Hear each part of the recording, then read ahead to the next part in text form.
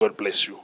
And can it be that I should gain an interest in the Savior's blood? Died it for me, who caused this pain, for me who him till death pursued. Amazing love, how can it be that thou, my God, you died for me? Amazing love, how can it be that thou, my God, you died for me? Amazing love, how can it be that thou, my God, you died for me? He left his Father's throne above, so free, so infinite his grace, emptied himself of all but love, and bled for Adam's helpless race. 'Tis mercy all immense and free. Oh my God, it found out me. Amazing love, how can it be that thou, my God, you died for me? Amazing love, how can it be that thou, my God, you died for me? No condemnation now I dread, Jesus and all in him is mine.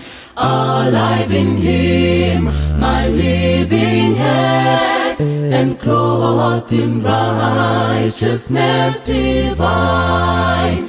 Bold I approach the eternal throne, and claim the crown through Christ my own. Amazing love, how can it be that thou, my God, you died for me? Amazing love, how can it be that thou, my God, you died for me?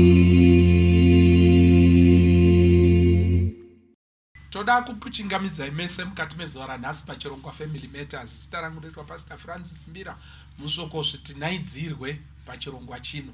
Mwari dai anga atikomborera atitira zvakanaka. Tinotenda nemasoko amuri kutisimbisa nawo paFamily Matters, wamuri kusangana nawo mumaraini mukufamba. Family Matters tiri kukomborerwa, tiri kuropafadzwa. Tell us kuti iko muri kuona Family Matters from where. Mwari akuitire zvakanaka. Tisati tapinda mukati menyaya yatinayo mukati mezuva ranhasi, ndachida kuti musangane dare redu rakasimba fani. Totangira pana. Zita makadiwa dio vatariri. Zita rangu ndinonzi Mai Museva. Ndinokuchingamidzai kuchirongwa chedu cheFamily Matters. Mwari akukomborera akuitire zvakanaka. Thank you so much. Maita yenyu Mai Museva. Coach Lily. Coach Lily. Thank you so much. Maita yenyu. Yes, next. Kwaziwai wadiwa watariri newatereri. Ini ndinonzi Dr. Laisa Mbiriri. Ndiri manjenjenji. Uye ndiri maigono. Toda kutenda chose. Kana tafunga zvirongwa zvine third. Todedza combination ya maigono na gono. Thank you so much for coming. Zvakanaka izvozvo. Yes, next. Kwasoko muri hama neshamwari kure nepedyo. Zita rangu ndini Amai Chinengo, mai mufundisi. Nhasi toda kukwasa my mother anonzi Milka Chitembwe. She follows us, I think, either from Durban or Cape Town. Ndogona ngenda kukangana. But she's a keen follower, and each time she speaks to me, she says, "Mundi kwazisire ogono na Pastor Mbira. Muti vandi kwazise pachivhiti vhiti." Saka nhasi zvaitika mama. Mara kukomborere ine rairo zhinji yamunounza through messenger nemamwe WhatsApp messages muchiti topic iyi mukadai. Tinozvikoshesa zvikuru. Mwari akuitire zvakanaka. Toda kutenda chose. Yes, next. Kwaziso kwamuri amane hanzvadzi. Ndinonzi Watson Mbiriri, ndiri mufundisi. Mukati mezuva ranhasi ndoda kumhoresa nenzira yakatsanangurika vatete vanoitwa Mary Mary Zvavashe is vatete Mary Zvavashe takakumbana kuvhumba mazuva apera mashomashomaya tinotenda zvikuru nekutsigira chirongwa zvakadaro nekuti in fact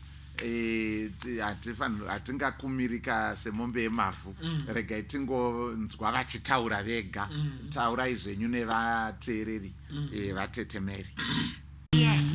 Mushari Zvavashe ndinoona Family Matters ndiri kwaMutare dare raSinyoro naGono ndinofara wedu we I enjoy the program so much. Muri kuita zvinhu zvikuru because every time I get your audios I share with my friends and tinoenjoy pamaprograms esa makaita ndakanyanyofarira iya makaita kunetsana vanhu vakurai. It was a reality for me and makatibatsira in so many ways. Ndine group rangu remachembera ndoshare now, they enjoyed. Pastor Mbiriri enderai mberi mese naSinyori muchienda mberi neshoko indobva futi kwaRusape. Saka munobva mandirangaridza kuna naChitomborwizi kwese kumutunga gore kwadumba uko kwasharara. Ndinonzwa ndiri kumusha whenever I listen to Family Matters. Thank you. Thank you so much. Toda kutenda vatete Mary, God bless you, God be with you. Munoziva ukasangana Gono wasangana nedenhe reruzivo. Mwari akukomborerei akuitire zvakanaka. Maybe tisati tapinda mukati mechirongwa Gono ndanchida kukwazisawo shamwari dzangu dzandakasangana nadzo panapa. Pane vakati iko vekwamudzi. Hanzi isusu taiona Family Matters tichigara kuJordan. Middle East Jordan ndo kwataiona ningirikiri Family Matters takazodzoka iye zvinezvi takugara kuSouth Africa but wakati ko wakomana Family Saka Matters kana waJohn vanenge watodzoka vanenge watodzoka imune maindaka wakomana upenyu unosiyana saka the Mudzi family we are celebrating you mukati mezuva ranhasi baba namai Mudzi. God bless you, God be with you. And it kept us alive. Amen. Because machechi mashoma kutonzi kwanzi inoonekwa kwatatu kwekutokwira ndege kuti unopinda Sabata anditoriona saka hanzi taiti Family Matters zvirongwa zvepamandara chechi hanzi taimva tanzwa kuti tiri kumusha 1 2 tapinda chechi. Saka Mwari dai angaramba achikukomborerai. Pane vamwe vandakasangana navo zvakare vekwaMunyawiri Edenville kuJoburg vachiti iko Family Matters ndo yedu haisi yenyumba. Hanzi Family Matters ndo yedu vekwaMunyawiri. Mwari dai angakukomborerai akuitire zvakanaka mukati mezuva ranhasi Gono. Tine nhaurwa yakanaka fani handiti ndizvo here nhasi tachida kutaura nezve katauriro mukati mekurarama mukati especially mukati memhuri ndiritezere saka maybe ndakachida kuti iko tiri kunyanya kutaura takazembera pazvinotaurwa neshoko raMwari kutaura kwakarungwa atiri mukati memhuri ndiritezere ndozvatinoda kuti titaure nezvazvo mukati mezuva ranhasi maybe kuti tinyatsozarura nhau yedu zvakanaka. Tiverengerewo bhaibheri redu kuna vaKorose chapter 4 pavhesi ya6. Colossians chapter 4 verse ya 6. vaKorose chapter 4 verse ya 6. Kutaura kwenyu ngakuve nenyasha nguva dzose.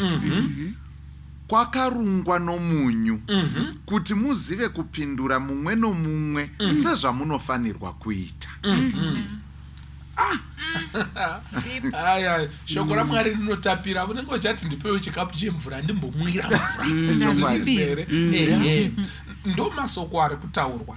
And we are convinced paFamily Matters kuti iko this is a foundation, unbreakable foundation to good communication in the family. Kunyange pakati pababa namai, pakati pevana nevabereki. This is very foundational and pivotal. We are convinced that. Saka ndo nyaya yatinoda kuti titaure nezvayo mukati mezuva ranhasi. But nachida kumbobvunzawo mai Chinengo kuti iko kungotaura kungabva kwanzi kwaita basa reita Hey.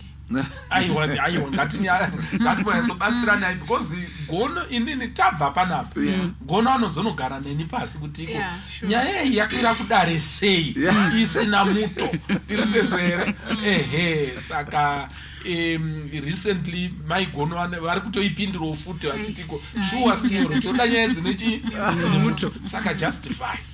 Alright, ndachida kutaura kuti chinhu chinounza vanhu pedyo nekuparadzanisa vanhu kutaura. Alright. Ukatarisa kazhinji munhu anogona kukanganwa mbama yeseri neseri chaiyo. Alright. Double clap yayo kuti kwanzi wawa. But unogona kutoikanganwa. But shoko kuti urikanganwa ringave rakanaka kana rakashata rinonetsa kukanganwa. Saka kana chinhu chiri pivotal zvakadaro chekuti ndochinotoita kuti ndochinosunganidza mhuri actually kuti kutonzi pane mhuri pane kutaurana kwakaitwa kuti titina ndine mukwasha nhasi akatora madhuwe kureva kuti pane kutaurana kwakaitika mukwasha akati aiwazve ndaona kuti kwamaichinengo kune vasikana vakanaka regai ndisvikeko madhuwe akati ai zvakanaka indosunga ndoinda mashoko aya tinogona kuvaparadzanisa futi mashoko gono vakangofuma vachiti gupuro rako iri ishoko kaizvo madhuwe anotodzoka kumba nezvizukuru zvikomba zvangu kuti ndadzoka maiguru gono vati ndidzoke toti zvaita sezvikohwe vati kureva kuti ishoko saka its either shoko rinovaka kana kuputsa saka hatigone kutaura maissues emhuri tikasataura ukoshwa hwemashoko saka pano taunganira manje kuti tichiona kuti tine mvori-pfori nebokoshindi zviri kuitika mumhuri nekuda kwemashoko asina kurungwa zvakanaka tachiuya nearomati yacho manje sedare kuti apa che apa zvigaliki apa zvijinja toona kuti mhuri dzagara zvakaita sei mukaenda kuna Proverbs 15 verse 1 inototi mhinduro nyoro inodzora vasasa asi mashoko akashata anosimudza hasha saka muchiona kuti kuda kana kusada kutaura ndokunotiita zvatiri tive zvatiri tisave zvatiri saka zvinokosha zvitaurwe padare rinori remhuri. Thanks. Aiwa ndasununguka manje musazvinyepere tiritezere ngatitaurirane chokwadi. Communication is very pivotal to a successful relationship, to a growing family. It is actually the lifeblood of a good relationship. Without good communication there's nothing to talk about. Saka mukati mezuva ranhasi tanga sure dzimhuri hongu mainini vangu vati panapa maichinengo vati iko zvose zvinobva pakuita sei pakutaurirana but chimbonyatsozikanai mhuri mazuva ano kutaurirana kuri kubata pakadini tichitarisa hedu kuti izvezvi mhuri hadzichagari handiti ndizvo here muno muzimbabwe is it Thursday or Wednesday kwakatovhurwa inonzi divorce court tiritesere ndiye kungoti iko zvimwe zvese itirai uko kunoku munozadzwa ropa tinoda vanhu vari kurambana saka this is what is happening and mapercentages why ari kukwira achikwira kunziko vanenge vadanana vakatanga musha kana vari 10 zvakutosvika pakudzi 4 kana 5 vari kuti iko vanotoramba nawo kwapera mwedzi 2 3 4 makore 2 3 handiti muri kuona saka izvozvo zviri kuita but communication ingave here nechibandi pane zviri kuitika mukati memhuri. Yes.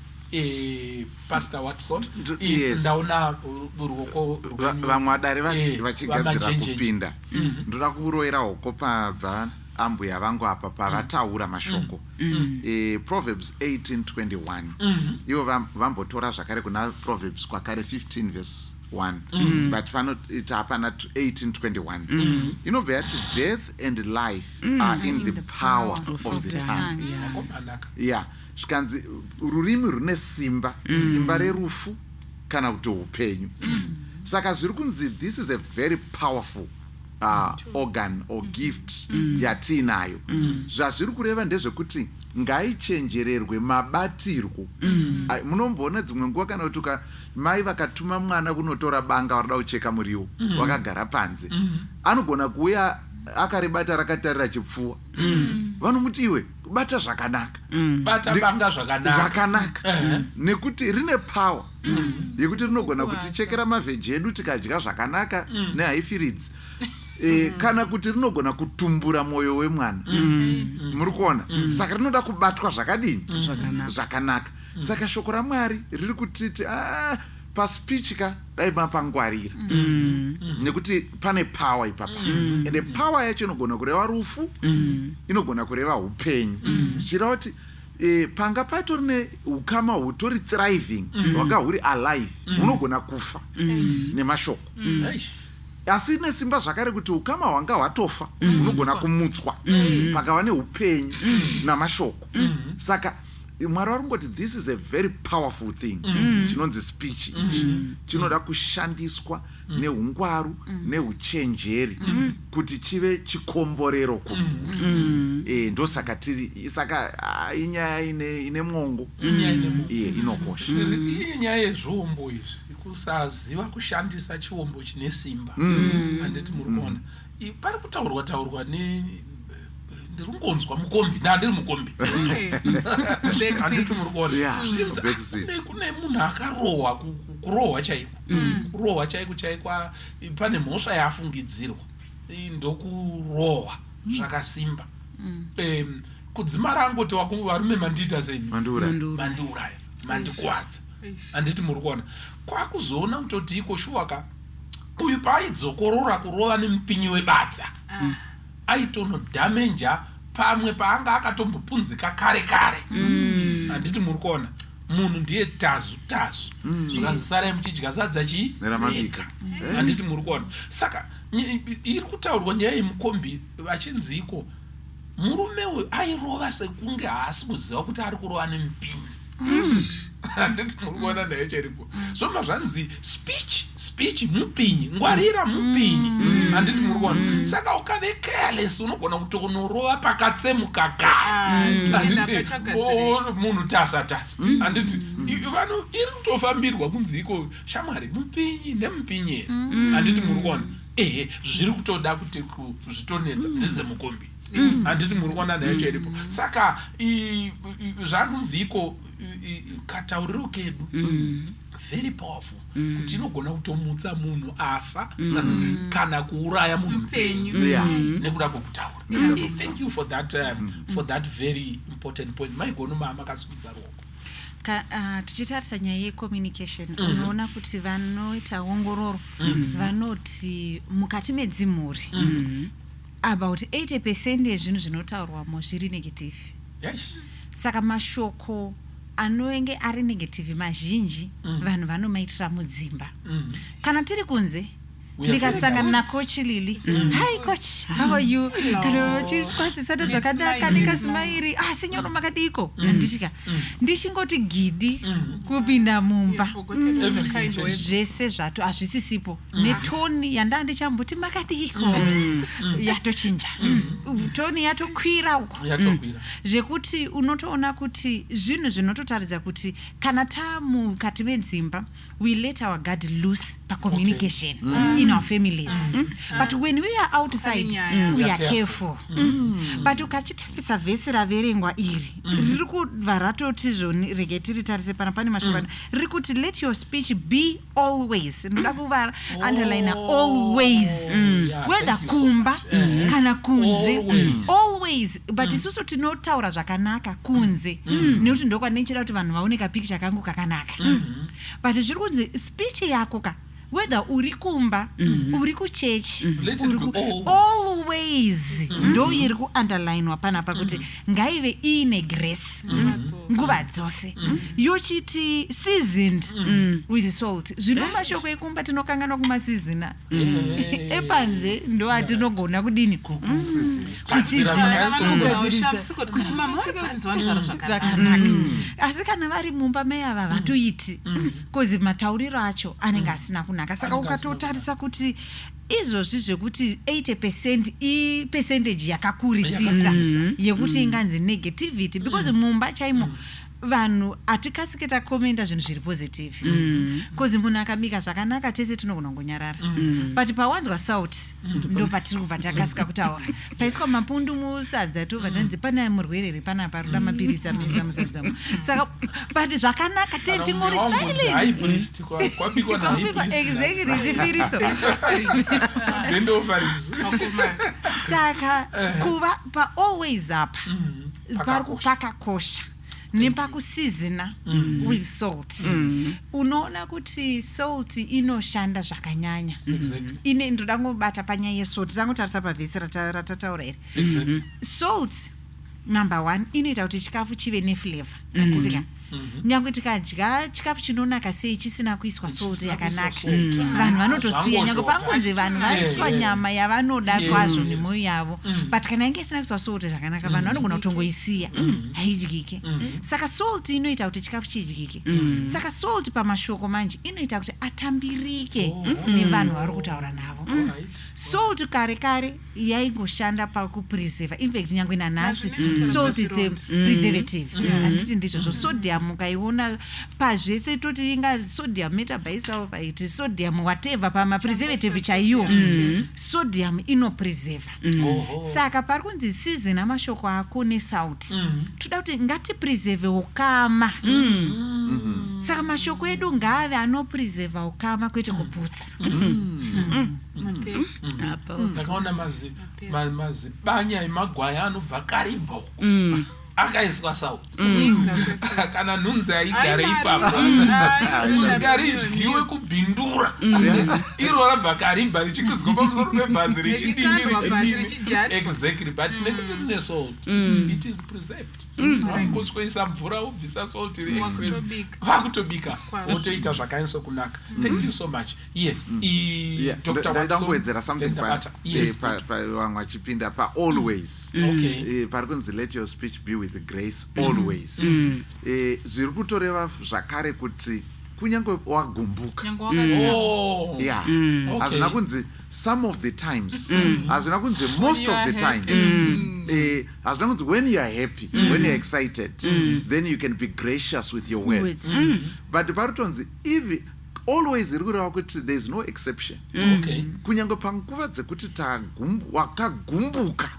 wakagumbuka kudaro mwari vari kuti be gracious with your words let them be gracious because your words are a sword kugumbuka haisi passport yekuva reckless wechiti nekuti manga mandigumbura mwari vari kuti handikuchenuri nekuti your speech should always be with grace especially when you are upset mind in other words paneka iyaita imboona yainzi mind your language saka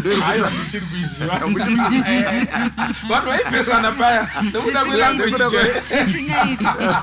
saka zvese rongo mwari ari kuti mind your language especially when you are upset or emotional mind you be gracious thank you so much ndafarira point yataura ndaona futi coach Lily ndafarira point yamataura gono always muchitsindidzana namaigono apa which is very good always andindizvere but the other issue yanziko people are more gracious kana vari kudhila nevanhu vari foreign vanhu vamwe vasitombori nechekuita neupenyu hwavo they are very nice and cautious kuti iko vari kutaura sei but when they come back home somebody was writing kuti iko in fact these days kana always if you are not careful you will find out kuti iko mhuri ndo inopiwa the last ma-leftovers zvaora zviya ndo zvinodyiwa nemhuri mafufu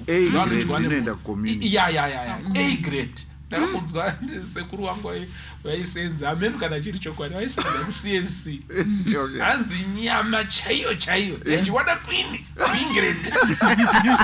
imona marunda hanzi marunda mundani izvizvi nemabhonzo ndo zvaitengeswa mumabhucha emuno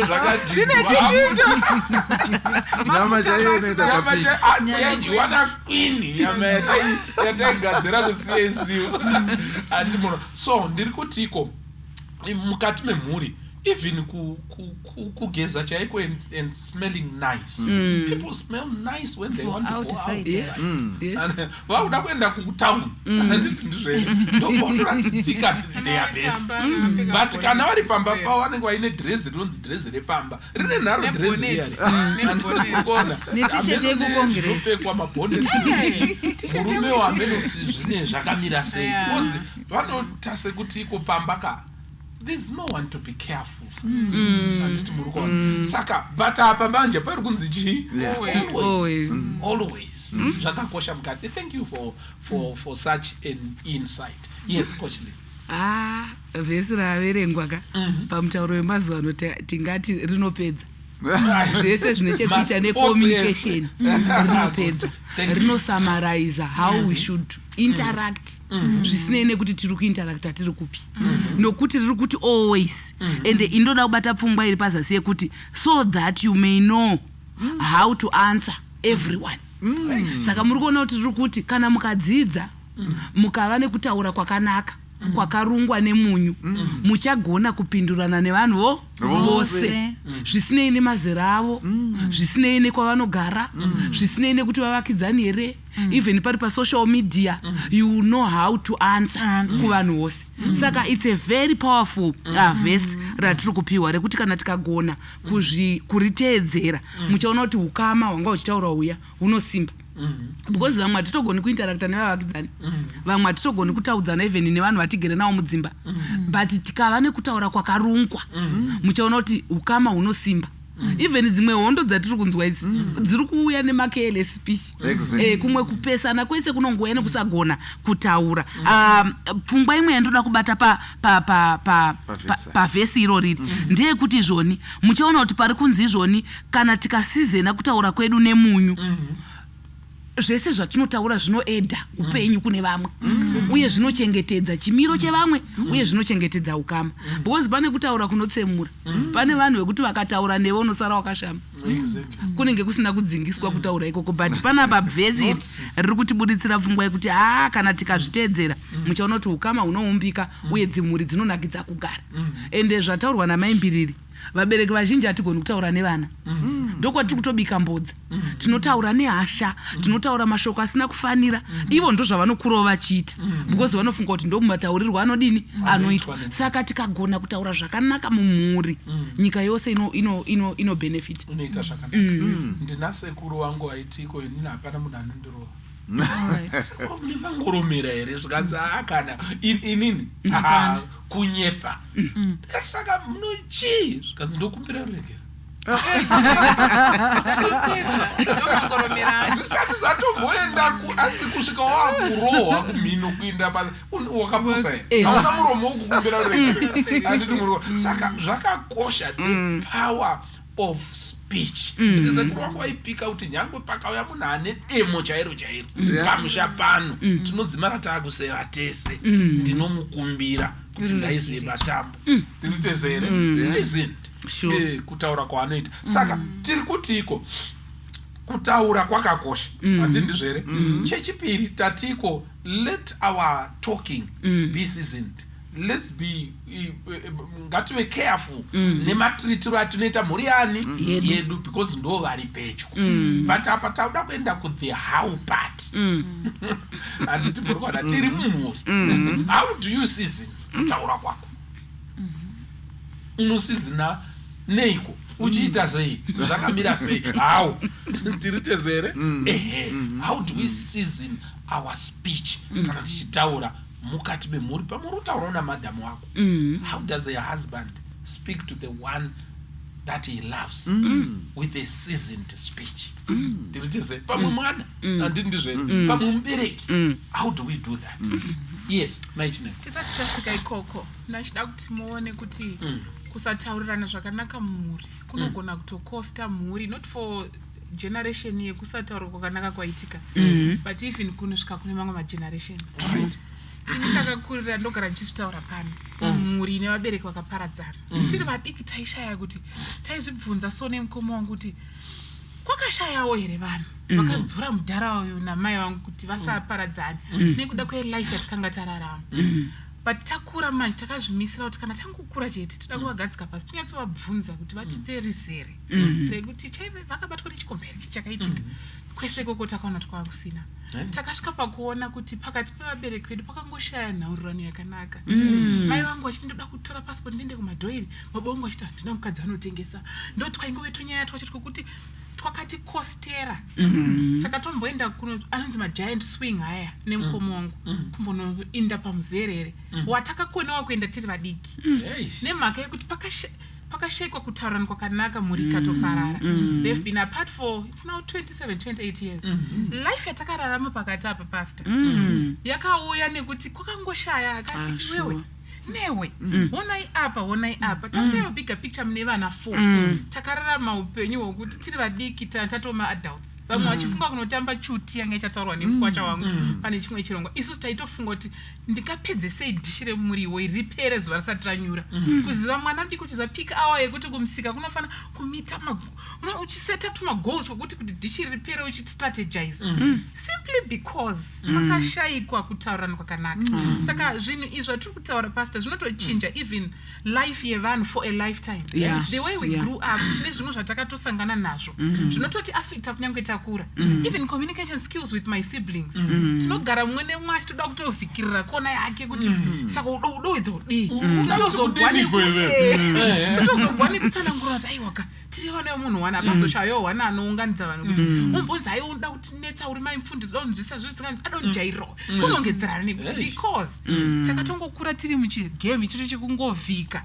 uchitongona kuti pana ndoda kusaka udota sei saka udowedza uta sei simply because our parents vakakonewa kungonyatso wana wakagara nawo pasi uyu akanzwisisa uyu akanzwisisa pakukura kwedu mai vangu vaingoti hababonya vanzwisise baba vangu vachingoti mai venyu vanga vaine nharo mai venyu vanzwisisa baba kusvika tazonyatsoda kunzwisisa idi kutaura nhasi ndaane vana 3 mukoma wangu ane vana 3 takakonewa kunyatsobata chinobatika kuti dri chakaita kuti dadi raina dhanyo vaparadzana but takatokura upenyu hwedu huri warped that's how deep this issue can be pastor inogona kutouraya mhuri ikaota life yevanhu yese dzisiri nyasha taisafanira kunge takagara panapa but ndoda kuti nditi nini kana tichitarisa nyaya idzi tichitarisa even effect yazvinonopa kune vamwe the way we are raising our children pokuti unotozoti wadedzera kuti kondaichidedzereko uzorirangarira kuti aiwe ndakakurira kumusika kwaidedzero madomasi tichitozodzoronza aiwa usachirega kudedzera nevakatiroro vanozoita nyasha kuti aiwe chirega kudedzera not kuti tiri kupopota aiwa but life yekungodedzera seni ndichitongororwa ndaingove munhu anodedzera anobuda panzi nyange ari apa pekuti handifanira kudedzera ndaidedzera akudzwe baba uchati aiwa audedzeri chega ndinomutora kusvika ndazojaira kuti handite sei azvidedzera izvi ndiri kuzvitaura because ndakararama mazviri and I want parents who are raising children to know kuti mukakonewa kungomaneja kakutaurirana ikako kamunofunga kuti tangoita argument mukatodza kutoita inotoparadzanisa mumwe for a lifetime saka zvinhu zvinokona kutibatsira zvinosanganisira thoughtfulness chaiyo kana umwe wako achiunza dambudziko rake kuti papeipei maimbirira hamuna kutaura zvakanaka kwete kuti matanga chinzwisisa kuti vari kuti chii zvamambotaura pane chimwe chironga ndofunga muchiti kana tikaita challenge ngatisa approachei umwe wangu ari challenge aiwa ngatitarisanei nedambudziko toona kuti tingaite seko kuti tiribvise pakati pedu saka muchiona kuti zvinogona kuti ukangasa zvakwana tine vamwe vabereki vari too busy for proper communication with their children yambotaurwa nyaya iyi nhamo ine vana hamuizive I've been a teacher for so many years. Maticha mazhinji anotambira mari isingakwani. Izvozvo zvega zvinotofrustrate. Kutongotambira mari isingakwani. Musi wepayday une stress kupfuura mamwe mazuva ese. Teacher ane hasha anongototi Tadala achitongosvika kuchikoro atongosvika kuti hey ukazodai. Saka chiimagine situation yekuti Tadala abva kumba kusingatauri zvakanaka. Asvika kuchikoro ari kusvika kuda maichinenge vane stress yemari isingakwani. Yekuti vanotanga kutuka economy neeconomics pamwana weECT. Mwana anokura environment yakaita sei. Saka kana tikagona at least kuve thoughtful kumba kuwana nguva yekubvunza mwana how was school today zvanga zvakamira give them a hug listen wakamutarisa kwete kuti mwana ari kukudza kuti kuchikoro kuna nengazi ndida kuti wakapusa next time umurove mwana anotoona kuti okay so this is more important to her than me mwana iye anokura asingatozivo even how to communicate with others so kumba uku ngati investe in proper communication zvinobatsira vana vedu kukura zvakanaka nesuwo marelationships edu manga matambudziko ari mumamarriages haambodi kunotsvaga Dr. Mbira naPastor Mbira anongoda kutaurirana kwakanaka panguwana hwana anobuda muroundabout kwete kuswera muchidzengera achiti andidzarwo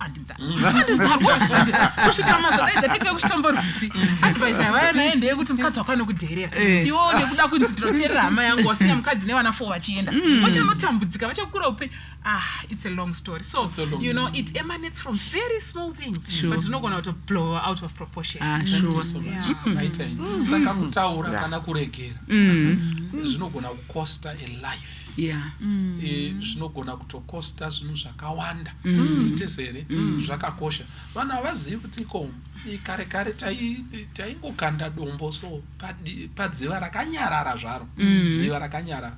But dombo iroro parinoti chugwi pakati pedziva unozoona netsanga dziri uku dzakuzungunuka because of the ripple effects dzinenge dziripo saka katakatadza kutaura apapo mheno rimwe zuva ndichingobvawo kumunda ndakagumbuka ende sora ranga richinetsa ranga rakurisa futi ende mari acho hatina kuzopuhwa mari yacho futi shoko randakazotaura kumwana maybe riri kutonetsa yaakudonzva nemukadzi wake handiti muri kuona because pane zvazvakatoita nekuti mashoko anovaka kana kuti mashoko anoputsa nditezere yes saka but let's come back to really tichibatsirana manje indiri kuda kubetserwa ndichibva muno handiti ndizvene tinoita seiko kuti iko tinzi we have communicated and our speech has been seasoned with salt ndanzwa kuti iko just be aware kuti iko uruda kuti kudii uda kuita sei unogona kudamenja munhu thank you my chinengo handiti ndizvere to be careful pakutaura handiti ndizvere yes thank you mumwe yes my Mbiri inini ndinotongoti uchitarisa pacommunication breakdown yachona takabeitaura pane chimwe chirongwa inoti mawords ane 7% anditika kwakuchiti tone of voice ine 38% imwe yacho 55% magestures anditika non-verbal communication saka zvese izvi ndo inova communication saka dzimwe nguva iwe unogona kungoburitsa mashoko ako usina kuisa toni yakanaka kazhinji kacho ndo panogona kufira nyaya nekuti ndinogona kutoti sinyoro mapinda mba medu ndaisa chikafu patebho ndinogona kuti sinyoro uyai mudye ndatotaura zvakanaka nditika bandika kuti uyai mudye chikafu chaita munogona kushaya kuti mai ava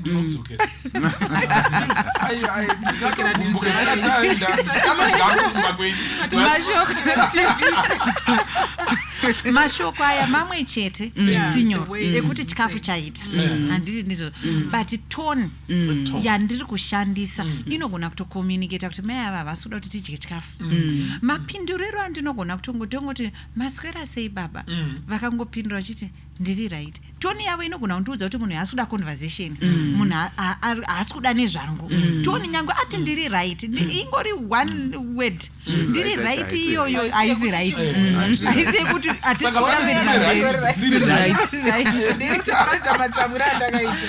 saka chinoda pakusizin apa mind your tone mind your tone kuzi toni inogona kutoti mwana anobva atorida kuti mai vakatsama toni yako iyo yekudenzera yanga ichataurwa namai Chinengo yekudenza ako ari apa toni yavo kana yakatovhurika ku100% ichifanirwa kungoita zvakadzoreka saka tone ngatiingwarirei mafacial expressions andiri kuita anoperekedza mashoko angu magestures andiri kuita anoperekedza mashoko angu saka kuti zvinhu zvacho zvibude zvakanaka mashoko angu anoperekedzwa netone nemaaction saka action yangu inogona kutotaura zvimwe kuti we are not welcome Exactly. panzvimbo panapa. Amwene vanotorongedza mangwana ivo vasvika nhasi vachida kuti vari kuda kuuya kuzorapwa kana kuti chirimo varipo patori ne3 months dzese but vanokwanisa kuzongoti pane mombe yanze yawira mutsime because chikafu vangu chisiro chinzi uyai mudye but vari kutongoona kuti toni neaction dziri kuitwa dzacho hazvisi kuita. Saka kusizinwa kwemashoko, mashoko anosizinwa netoni nemaction ari kutaridza kuti tine rudo tiri hama. Mbuya wangu waitiko ndakapedzisira kupfekedzwa namanapukeni kare. Okay. Ndamunhu mukuru. Vachiedza kutaura kutiko no, you cannot fool me. I know what I'm seeing and I know how I'm supposed to be treated and this is not right. Anditi muri kuona ndakapedzisira kupfekedzwa kare makore. Anditi muri kuona saka izvozvo zvakakosha. Saka ini ndiri kuona sekuti ikoka vanhu we don't want to face and live the truth. We want to pretend and in that road ye pretense we miscommunicate. Anditi muri kuona because kazhinji kacho munhu anogona iwo wataura hako mashoko ako like Maimbiri is saying but vibe yaanowana anditi vanhu mashoko haana basa because mashoko sure mashoko and words can be meaningless anditi muri kuona but people get connected to the vibe that is in you that is around you zvauri kuburitsa iwewe and kazhinji kacho hazviburitswe nemashoko anditi saka while uri kutraedza kutaura kuti iko no ndati Mwari ngachikukomborerai anditi murikona kuti aiwa apa magumbuka zvose aniko akagumbuka andagumbuka ndati Mwari ngachikuita sei saka apa unogona kunge uchitiko uri kutaura zita rekukomborerwa but people get connected with the anger that is in you not the words saka panoda kungwarirwa ipapa saka muchiona mapurisa anongokubvunza kawani chete kuti pakabiwa maamuripi vokutarisa mumaziso pamwe pacho unongonzwa zvaunzi chibvisa bhutsu tirite sei but watonyazotaura kuti ndandiri kumabvuku but they get connected with your heart as they look into your eyes facial expression tone of voice iyo ndoinoita kuti mupurisa ati iko chitombo tichibvisa ichi bhutsu kuti vacha havaresponde kune nyaya yauri kutaura kuti ndanditori kubhindura aiwa vatombotaure vanoti isusu chataakuda ndiye kuti bhutsu muita sei ngadzibviswe saka vanhu you cannot fool the other human being especially uye ari connected kwauri anokuziva wawagara naye mwana wako mudzimai wako and they know when you are sad even if you say I am happy they know when you are frustrated they know when you don't want them they know when you are hugging them nekuda kungoti hagi ndafoswa kuhaga munhu they feel it saka you can never fool my human beings they know. Yes. Besides kufula ma-human beings, you can't even fool yourself iwewe. Ona kunyepera kufara kusvika pakuti gutsa kuti uri kufara iwe usina kufara. Saka chimwe chinogona kutibetsera pakurunga mazwi edu. Ngatiti nyaya dzatakanganisirana ngadzitaurwe dzichipera. Sikiriri kuti mumuri tinovhara mwana kuti bva wanyarara ndiri mai vako. Nyaya ide kutaurwa. Mwana iye anoramba akabhotla enga. Anongozowana musi waanobhesta zvekuti anokutuka izvi kuti munoshaya kuti mwana wandakatakura. Even mumuchato chaimo. Ngadzitaurwe dzichipera mazi grudge anosungwa kumakore aya munhu anozoputikira pafamily gathering zvokuti munoshaya kuti yesu discussion yekuti muchata chatakurwa nani kana kuti zvine dzimwe saka muchanoti kuti tigone kuarunga zvinofanira kubva from within our happiness and joy should emanate from within our kindness should emanate from within hazvidi zvekunyepedzera kuda munhu wausiri kuda itomuda genuinely that's when you can you cannot even fool yourself kuzvivhara iwo kuti munhu ndoda kumutaurira machokwagara zvinoita zvinongoza kuti povo chete so magaraji atinochengeterana mumwoyo ngatibvisei hasha dzose zvinoita kuti titeramire pakutaura tinenge takarerekera kukutaura zvakanaka mwana wangu haawanzodi kuonekwa nziko mamuchimudza kuti ibva ipapapa handiti atifamba zvakanaka ipapapa saka akazopunzika manje she does not want you to see kuti ikwaivha finally haadi kuti zvioneke izvozvo saka anobva achirwadziwa but achiseka saka inozomutora ndouya kwamuri ndoti I'm so sorry obva atanga kuchema handiti muri kuona because human beings vane pakungotiko ndambokuaraini handiti muri kuona but anenge atoita sei anenge atokuara you can never pretend people get in touch with that they connect with that mukati meupenyu saka mune muri mumba zvenyu muchiya hapana pamatatukana hapana pamataurirana kuti iko ndakagumbuka but munongoiro zimweya racho rinenge richingozuma ririmo richingotenderera kuti muzvitaure futi hazvisi kutaurika hapana chinobatika but iwo rutoyazozviona nyange pakurara paipai makamborara muchiona kuti iko uruda kuita unga wakarara asi hauda kurara madhamuwo vari kuda kuita unga wakarara asi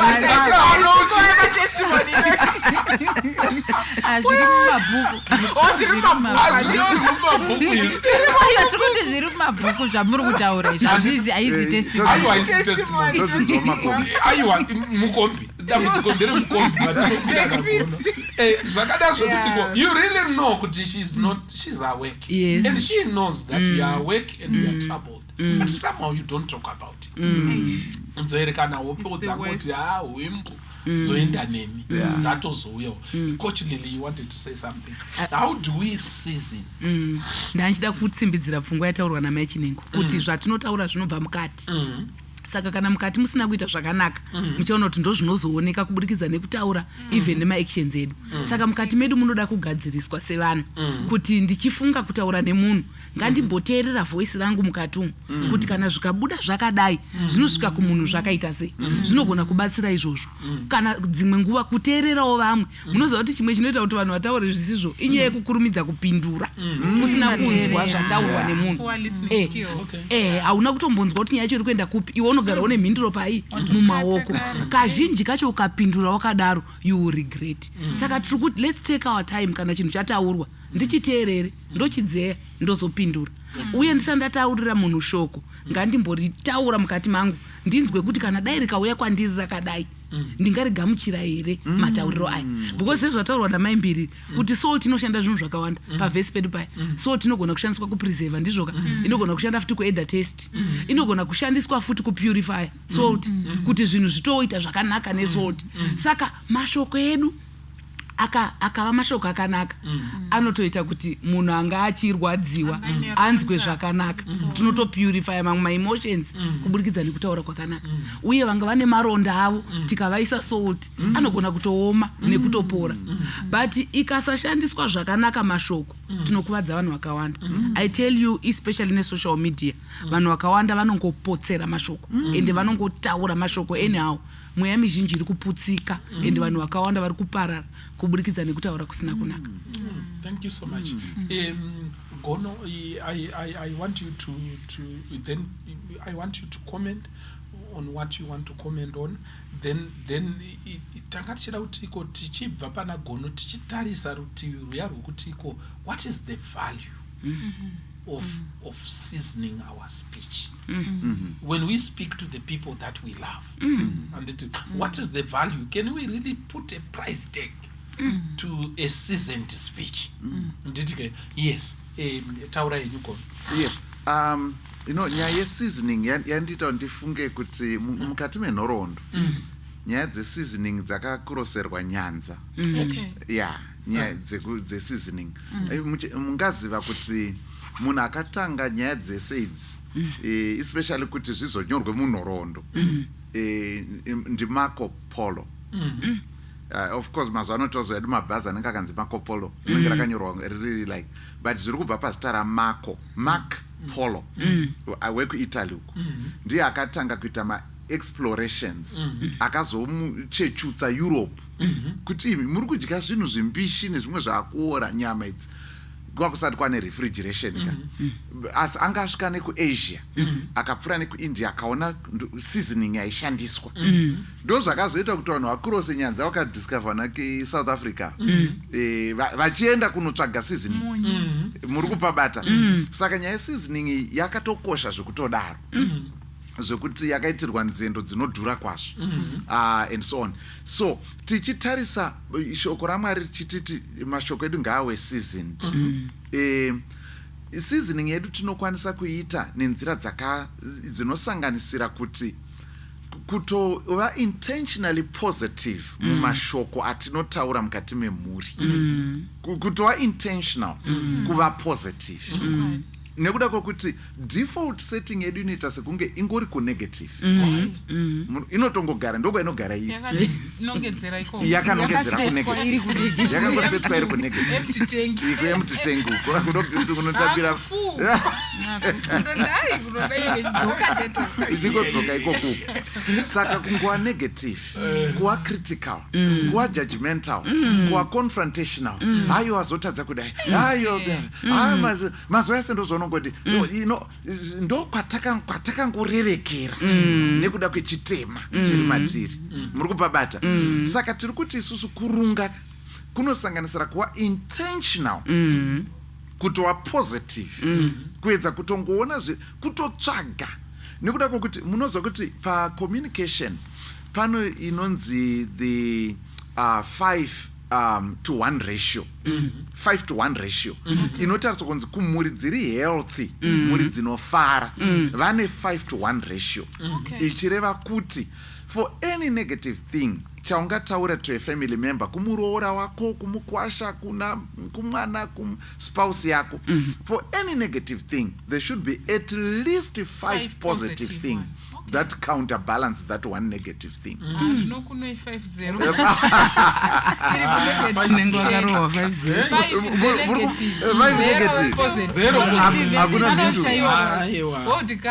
Saka you see ratio iyoyi pakatariswa marriages kana kuti mafamilies anofara ndo inobuda 5 to 1. Yes. Saka and then pakutaura ikoko Bible robva rati speak the truth in love. Yes. Noda kukutonga kuti munondogera chokwadi, indinobva tataura chokwadi, ndine mafira kureva.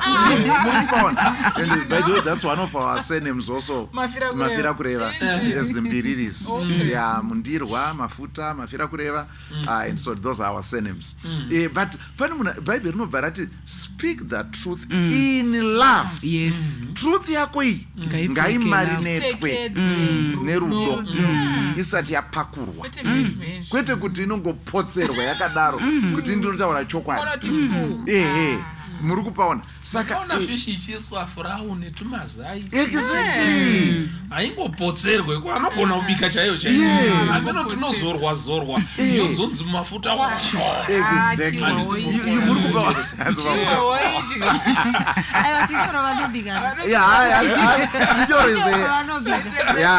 Signor is a great chef. Signor. Sando dzenyu, Signor anoshereketa. Pakubika panoshereketa.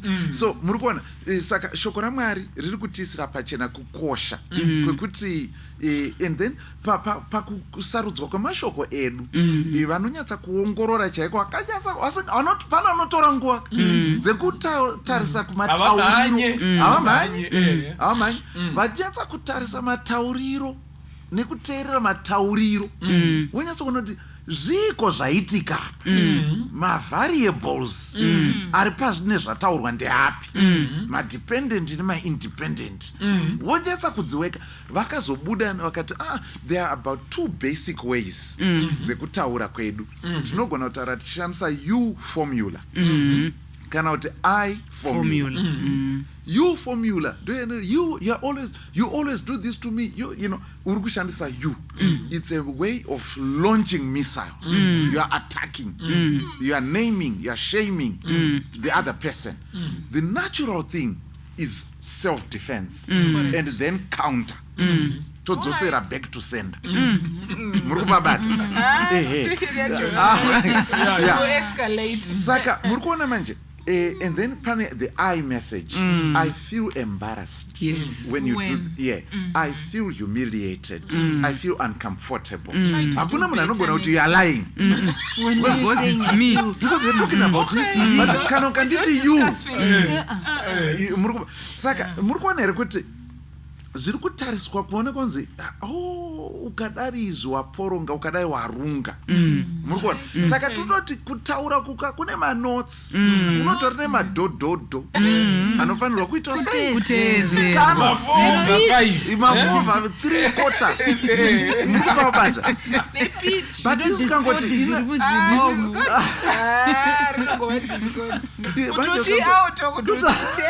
zvaramba saka tiri kuti kurunga kwemashoko ka zvikuru sei ndoda kutsimbidzira pakuva intentionally positive nepa 5-to-1 ratio. In other words, let's have more positive things. Yes. Nekuda kwokuti kana manegative ariwo akawanda ma5-0 aya munhu anosvika pakuita give up pakuti I don't care. You know, whether mataura zvipi kana zvipi zvazviri izvozvo ndo zvazviri. Munhu asvika pakuti aneta aremba nemashoko akambozama pakati pemutambo kana zviri positive no comment.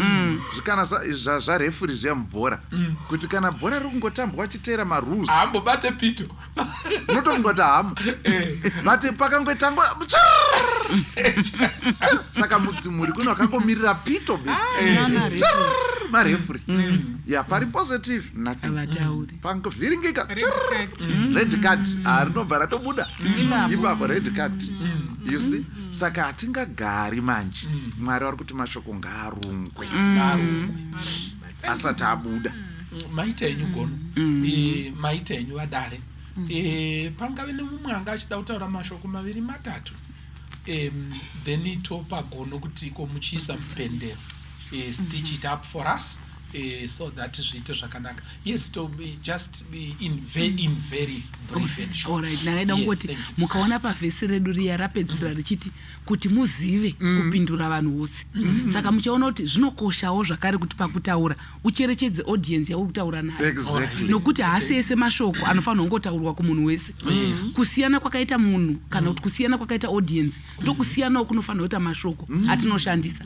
Vana vedu vadika vane mashoko atori age appropriate ekuti tikataura nawo vanozvinzwisisa zviri nani. Koitawo akataurwa kumunhu mukuru, koitawo because mukutaura imomo tikasaziva kwekutaurira nemunhu wekutaura naye tinotokanganisa zvinhu zvakawanda. Saka ngatizivei audience yedu kana tichitaura. Amen. Katauriro ndakaona kuti katauriro kakoka kanogona kutovhara munhu wese mumba kudzimara anyarara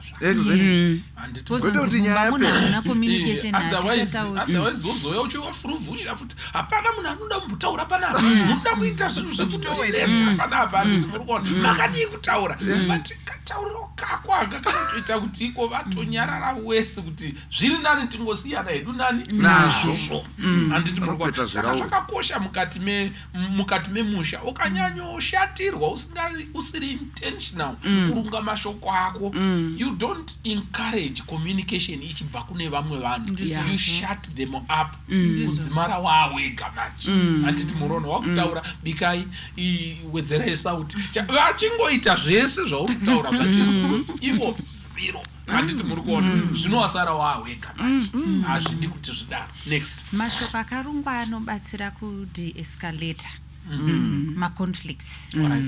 Pane mavhiki akaperawo vakaita live video yavo vachitukana kusvika vaurayana. Murume akauraya murume vakatanga kunetsana chichichi murume aine banga mukadzi uchi achiramba chiti saka ndiuraye handiti saka akaramba chimuteera kusvika azomuuraya murume uya akazi apa mukadzi wacho akanga isa foni achitaura neimwe shamwari yake saka shamwari aifollowa maconversation ese but live video yacho yainge iripo yakazobviswa I think after 24 hours neFacebook. Vamwe zvekuti munogona kuitsvaga kuti pane vamwe vachinayo vakanga vaizoisevhawo chichi but vanhu ava pakukomenta kuri kwanga kuchiitwa panyaya ndezvekuti vanhu avanga vagara avo maybe vaine toxicity murelationship yavo but on this particular day mukadzi uyu akaramba achiramba uyu ari kuti zvoni iwe ndinokuuraya nebanga uku vari kuita live video You can imagine. kusvika murume azouraya uyu murume uyu paakazoteerwawo nemapurisa akabva zvishudha akafa. Saka uri kuona kuti pasituation yekuti situation yavo yanga very tense, umwe wacho aigona kudeescalata nekutaura mashoko ari nani handitika, but mashoko ake akabva awedzera ningirini kuisa petrol pamoto. Saka mashoko edu akarungwa, umwe wangu anogona kutouya akatsamwa akashatirwa, but ini ndikarunga mashoko angu zvichabatsira kuti nyaya yedu inodzikira, hatichasvike pakudzipana. Saka ndo chimwe chinotibatsira kuti nyangwe nyaya dzisingaperi, ma-unresolved conflicts ari munzimuri dzedu, chimwe chacho ndechekuti hatina kuisa mashoko akarungwa. Saka nyaya dzakabva dzaramba dzikakontinya dzichienda. Saka ngatingovai mindful kuti pandinorunga mashoko ndinoda kutoti ndibatsire kuti nyaya yedu idzikire, isaramba ichienderera mberi, tive neukama hwakanaka. Thank you so much. Chimwe chandanchida kukurudzira vateereri ndechekutiko pane pamwe panouya munhu achitaura zvamurwadza mukati meupenyu, zvimwe zvinogona kutora makore kuti azvitaure. Zuva raazowanawo dishuwa uri kumboteererawo zuva racho iroro. Kana paine chinhu chamusingafanira kuitirana mukati memba, angave mwana, angave mudzimai, angave murume, koratidza attitude yei kuti saka Saka, alright. It's the worst. Alright, saka, alright. It's the worst. Nditi muri kuona. I don't care. Nditi muri kuona. Saka pesa pakufunda mwara kwamaita makoresa ndonya yemeda kutaura. Nditi muri kuona. You have destroyed that person. Yes. Musadaruba. Thank you.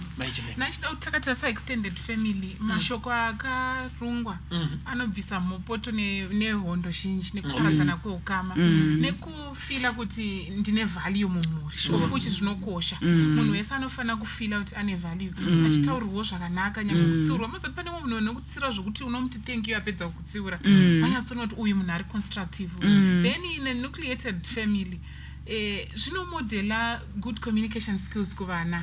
Vana havanyanyise kuteerera zvatinovaudza, vanoteerera zvatinoita. Tinowanzoti kana tichifamba napasta tichienda rwendo rwakareba, ari kudhiraivha anombobata ruoko rwemumwe. Saka tine zuva ratisina kuzviita. Kasikana kedu kadiki pakati, Daddy, give me your hand. Mama, give me your hand. Ndobva kaisa maoko edu pamwe chete. Zvakatifadza, rwendo rwo rwakatikoshera zvakanyanya. Because takaona kuti kadzidza kuti kana tichifamba Daddy namama kuti ndione kuti vari pamwe chete vanofanira kumboona pavanobatana maoko. Takazomaregedza zvedu nekukanganwa and so forth, but aizviona tichizviita akazvivalyuwa. Saka vana avaone kuudzwa kutaura zvakanaka, vanotoona mama vachidzikisa tone of voice, vasingapopoteri daddy vachihaga mama, vachidyisana, vachidii. Tinokudza vana vari different. Mageneration ari mberi takamirira kuuya kwaJesu anogona kuita zviri nani if we remember kuti as we model zvatiri kumodela izvo kuvana ndozvinhu zvavanoteverera. Thank you so much. Would you wrap this for us? Wrap up this. Tinotenda. Saka shoko raMwari ratiisira pachena, ratitaurira nyaya yekuti mashoko enyu ngaave yakarungwa. Pari kushandiswa metaphorical language kana kuti gudzira mukano. Ndo riri kushandiswa ipapo, zvichishandiswa zvichibva pa kusevhwa kubikwa kunoitwa chikafu nekupakurwa kwacho, kuti chisati chapakurwa chinoiswa zvachinoiswa kuti kuzungu panyatsa kubuda usangulangu neugirivhodi hwese muri kupaona ubwada bwidibwa chozonzi kuvanhu kuche haikona kana inenge yadzuro ndisunge. Ndo zviri kunzi hanzi unorova ibvi uchifunga kuti imbwa iruda kutitorera wabikirwa chikafu chakadaro vakachiretwa nasinyoro chei. Saka Mwari vari kuti just be intentional nemashoko ako, zvinoita vanhu vakanyatsa kuita culinary arts and vakanodzidza kubika, vakatifambira.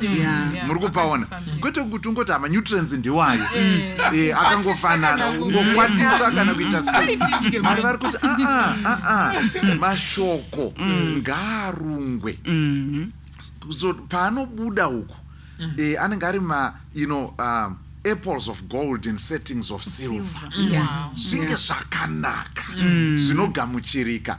Kana zvikadaro mhuri dzedu dzinofara, asi zvikashayikwa kuseri kwakoni, kuya kwataiti kuseri kwakoni, ndo inozonzi kuna Proverbs 21 verse 9, zviri nani kugara pakona redenga pakugara muimba imba imwe nomukadzi anokakavara.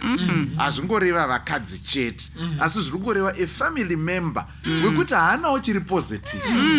You know, zvese zvingori negative.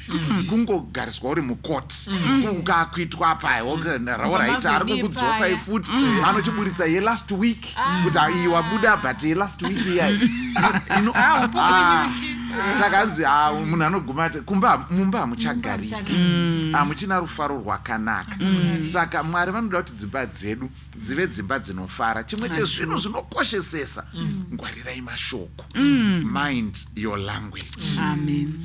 Thank you so much. Maita yenyu nemashoko edu tinovaka, nemashoko edu tinogona kuputsa zvamuchose.